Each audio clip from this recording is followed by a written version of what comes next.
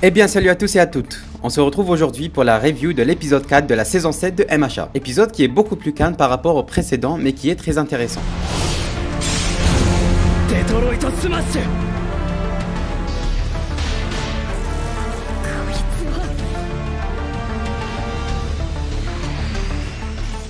Alors, comme vous le savez, il reste plus ou moins une semaine avant la grande guerre qui se prépare. L'épisode nous reprend directement après la fin de l'épisode 3 où toute la seconde A console Aoyama et lui dit qu'il peut encore se sauver et devenir un super héros. Acte qui est très héroïque de toute la classe, car l'essence même du héros c'est d'essayer de sauver le vilain après l'avoir arrêté. Comme lors de la saison précédente où Deku a dit qu'il ne voulait pas tuer Shigaraki mais le sauver, car il connaissait sa souffrance. Là je parle de Deku, mais c'est le cas de toute la classe dans cet épisode. Même si Hyuga n'est pas pour autant un vilain, mais qu'il a fait des actes très graves, et que c'est à cause de lui que la société japonaise est en ruine. Ensuite, lui et ses parents se font embarquer car ils doivent quand même payer pour leurs crimes. Dans la deuxième partie de l'épisode, oui j'ai découpé cet épisode en plusieurs parties pour que ça soit plus facile à comprendre. Dans cette deuxième partie, on a Deku et Tenya qui vont réparer leur costume chez la filière assistance, qu'on a déjà vu lors de la saison 3. Ils trouvent alors Mei Hatsume, élève de cette filière, puis on a une scène parallèle avec la saison 3 avec la porte qui explose. Ensuite, Deku et Tenya demandent à Mei de réparer leur tenue et elle leur répond qu'elle est très occupée car c'est elle et cette filière qui s'occupent de la sécurité de Yue qui est devenue ultra sécurisée depuis la dernière saison et que c'est de cette façon que les personnes qui ne peuvent pas se battre à cause de leur alter ou qui ne le veulent pas aident les héros et c'est ce qu'il fait d'eux des héros et sans eux ça serait plus difficile de combattre. Ensuite, Mei donne à Deku des gants médiums comme il les appelle mais un peu moins bien de ceux qu'il avait qui je rappelle vient des États-Unis créés par Melissa qu'on a déjà vu lors du tout premier film My Hero Academia 2 Heroes qui je rappelle aussi est canon et que c'est le tome 0 dans le manga. Elle donne aussi une nouvelle tenue à Ida et on passe ainsi à la troisième partie de l'épisode. Dans cette partie, la seconde A semble préparer une sorte d'entraînement mais on comprend pas trop c'est quoi. Mount Lady dit que c'est des recherches mais des recherches de quoi on ne sait pas. Ensuite, on a une scène dans la ville avec Nejire, Sun Eater et les autres héros qui cherchent des informations sur les vilains et qui sauvent des innocents par la même occasion. Qui les emmènent ensuite à Shiketsu, lycée évoqué aussi lors de la troisième saison et on apprend qu'il est aussi barricadé et sécurisé comme Yue. Puis on a Fat Gum qui fait la réflexion que les héros ne bénéficieront pas de l'effet de surprise comme dans l'hôpital lors de la saison 6 et à Kamino lors de la saison 3. Et que cette fois ils devront attaquer de front et que ce sera une véritable guerre ouverte. Ensuite on a All Might qui évoque le plan pour parvenir à battre Shigaraki et All for One. Consiste à les éloigner de au moins 10 km et qu'ils vont les attirer avec leurs espions qui vont retourner contre eux. Mais ils devront d'abord éloigner Toya et tous les vilains. Et surtout Toya principalement. Puis dans la cinquième partie on a Aizawa qui parle à Hyuga et lui dit sincèrement qu'il a gaffé et qu'il devra payer pour ses crimes. Mais qu'il peut encore se sauver et que ses camarades l'accueilleront les bras ouverts, mais qu'il doit tout d'abord battre sa peur de All for One et de la situation en général. Puis après l'ending de l'épisode, on a les camarades de Hitoshi Shinso qui l'appellent. Je rappelle que c'est celui qui peut contrôler quelqu'un si ce quelqu'un lui répond. Voilà, c'est tout ce que j'avais à dire sur cet épisode qui hype beaucoup et qui instaure les enjeux de la guerre, et qu'elle peut être très dévastatrice, et que c'est le calme avant la tempête. C'est pour ça que j'attends avec impatience l'épisode 5 où on verra Deku avec sa nouvelle tenue, je le sais grâce à la preview. Et on se retrouve la semaine prochaine pour l'épisode 5.